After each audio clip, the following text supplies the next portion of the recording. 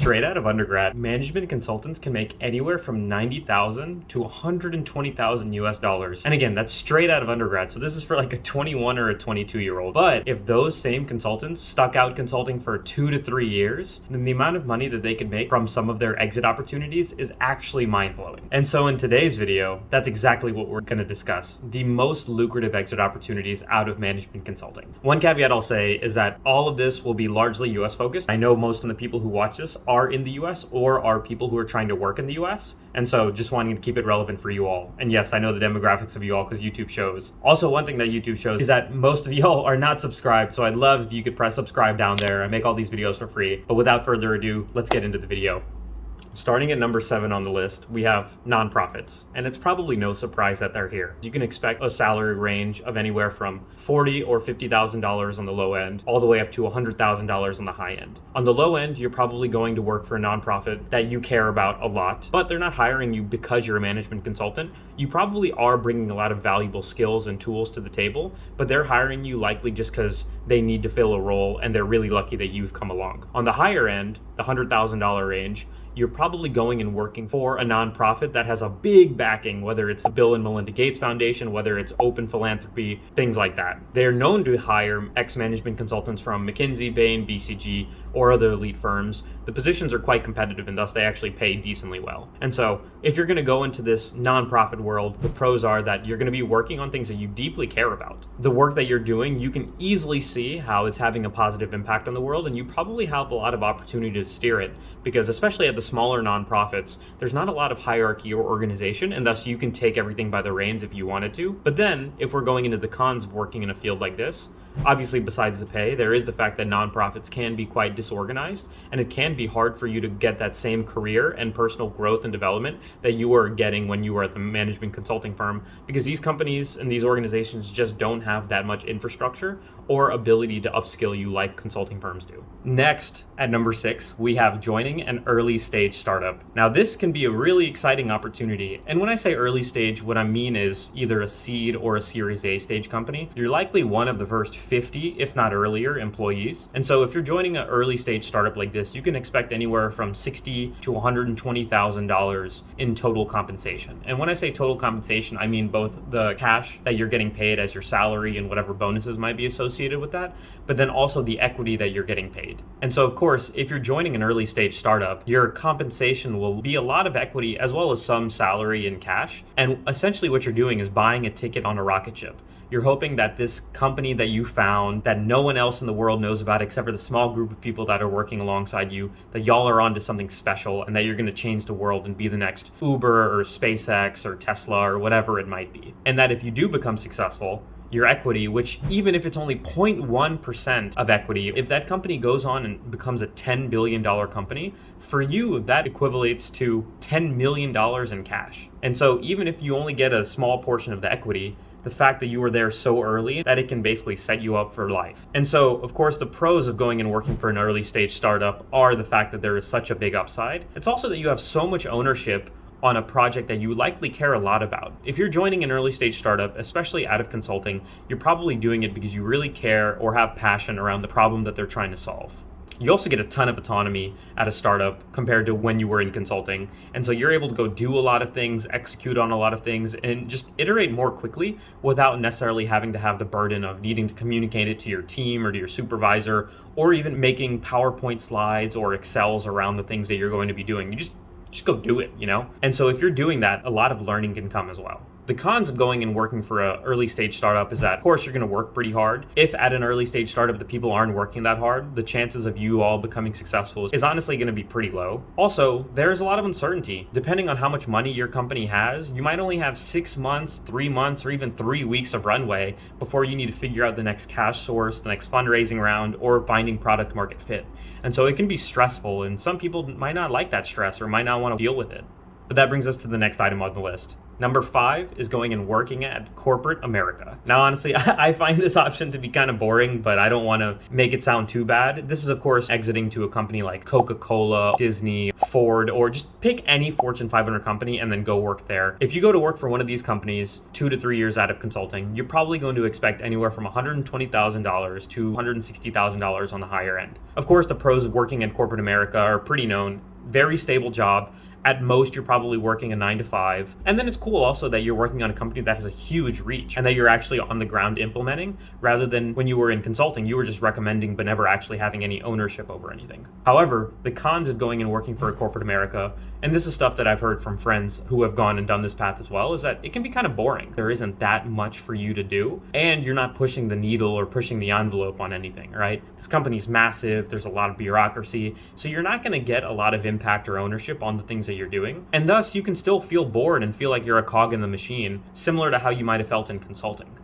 And next, at number 4, we have smashing that like button. If you go and smash that like button and also subscribe, YouTube analytics has shown that you on average make $10,000 more than my viewers who don't do that. No, I'm just kidding. And anyway, number 4 really is going to work for a big or a late stage startup. And so when I say big or late stage startup, what I'm saying is Series B, C, and then D and above as well. So it's a really well-funded startup. Your company has found product market fit, and now you're just looking to grow. You're trying to use that funding to then make the market share that you have as big as possible. Working in a startup like this, you can expect anywhere from the low 100,000s to all the way at the high end of $200,000 total compensation. Similar to the early stage startup example that we had in the list at number 6, part of your salary of this $100,000 to potentially $200,000 will be in equity, but it'll be a smaller portion, given that the company is now de-risked and there's less instability in you joining this company, but also because they have more funding and more money and potentially an income and they're profitable, they're going to be giving you more cash salary and compensation as well.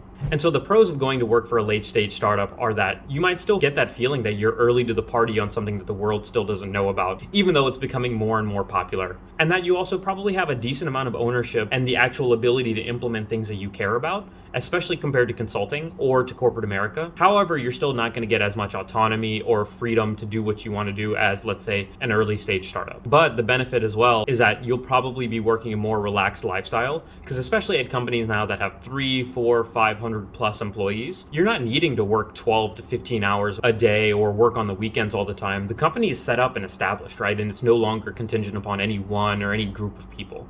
The cons of working at a startup like this, though, is that you might not get that same excitement as if you worked at an early stage startup. And you still might feel like you're a cog in a machine because there's still so many employees and you're not going to know everyone. They're probably all spaced out throughout the country or throughout the world. And so you still might get that corporate America feeling, even though you're at a startup, especially as it relates to the hierarchy, in that there is going to be a decent amount of bureaucracy now. You're not going to just be able to go off and do whatever you want. So those are the cons of working at a late stage startup.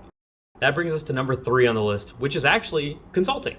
And so I only figured it'd be fair to include consulting in this list to show you what you would actually be making if you stayed 2 to 3 years in, so that you can compare that to all of the other options on this list. And so if you stayed 2 to 3 years into consulting, you're likely either going to grad school, which a consulting firm like McKinsey, Bain, or BCG will fully pay for. And so you go and are a grad student for 2 full years at an elite business school, and then you come back into the post-MBA position. Or another opportunity or option is that you were such a good performer during your first 2 to 3 years that they directly promote you from that undergrad position to that post-MBA position. And so let's assume that you're entering into that post-MBA position. You've worked in consulting for 2 to 3 years. You can expect anywhere from $190,000 to $220,000 as a starting salary, with your bonuses and everything included, which is super solid for someone who's 2 to 3 years out of college. I wouldn't mind being a 24 or 25-year-old making that much money at all. And so the pros of continuing in this consulting trajectory are that you're already familiar with it, you know what's going on, and you get to stay in the same environment where you've likely made a lot of friends and mentors and close relationships over the last couple of years. And that you also get to continue that high rate of learning that you maintained over the last couple of years.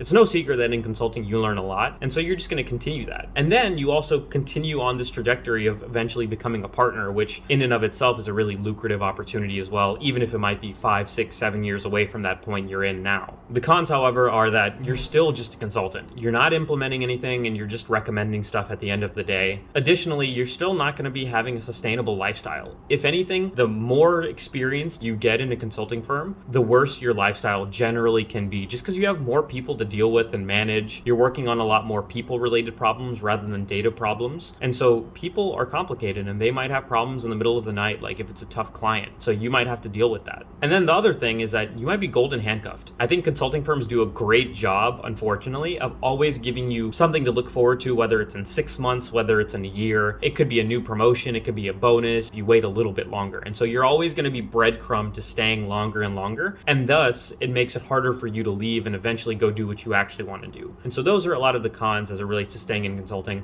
But overall, not a bad path.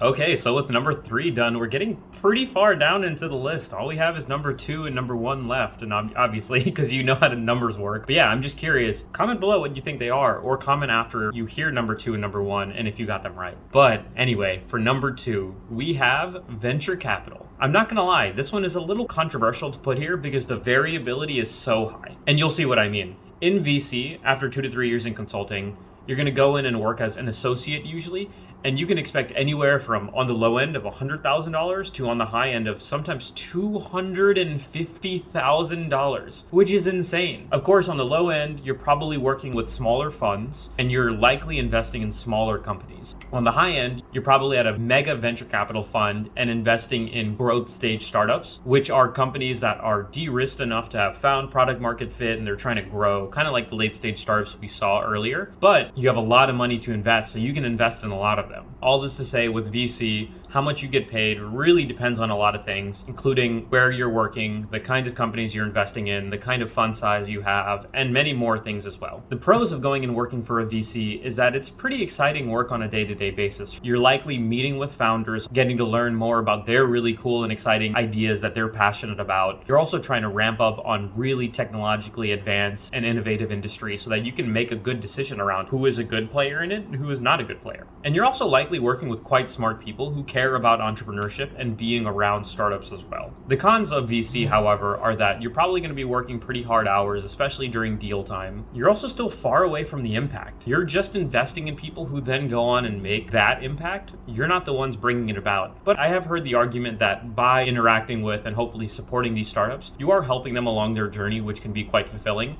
It just depends on what you specifically care about. Additionally, another con of VC is that you might get stuck with work that you don't want to do. I've often heard that sourcing deals or sourcing founders and startups is not the most enjoyable work, and it's often left to a lot of the associates to do so. But if you enjoy that work, then it's a little different. And then another thing about VCs that isn't the best is that you have no upward career trajectory. Normally, if you get hired into a VC out of undergrad or out of consulting after 2 to 3 years, you're only getting hired into a 2 or 3 year analyst program in which you do your 2 to 3 years and then you're out. There's really no way to go up because either one of the vice presidents or the people above you has to leave, or they have to create a position for you which they might not have budgeted for when they raised the round. And so although a pro of VC can be that they have a small team, the con of that is there's not much room for you to go anywhere after you've done your 2 to 3 years. But I've heard that people usually want to get out and do something else anyway, maybe go start their own startup or join one and then come back into VC at a much more senior role. Okay, so with VC as number 2, we of course now are getting to number 1. At number 1, we have private equity. It's probably no surprise to many of you all that private equity is number 1 on the list. And for those of you all who have never heard of private equity, and I didn't know what it was until I went and started actually working at Bain & Company, private equity firms, what they do is they raise a lot of money to then buy companies and then sell those same companies at a profit. Analysts at private equity funds make so much money, it's actually insane. You can expect anywhere from $225,000 on the low end to up to $375,000 on the high end after just having worked in consulting for 2 to 3 years. On the low end of that salary range, you're probably working at a fund that's not super big. And then the high end, you're working at a mega fund, something like a Blackstone or an Apollo, and you're likely in New York or San Francisco or LA. But either way, making any amount of money in that range as a 24 or 25-year-old to me is insane. And I'm sure most of y'all can agree. That is actually crazy money. The pros of working in private equity,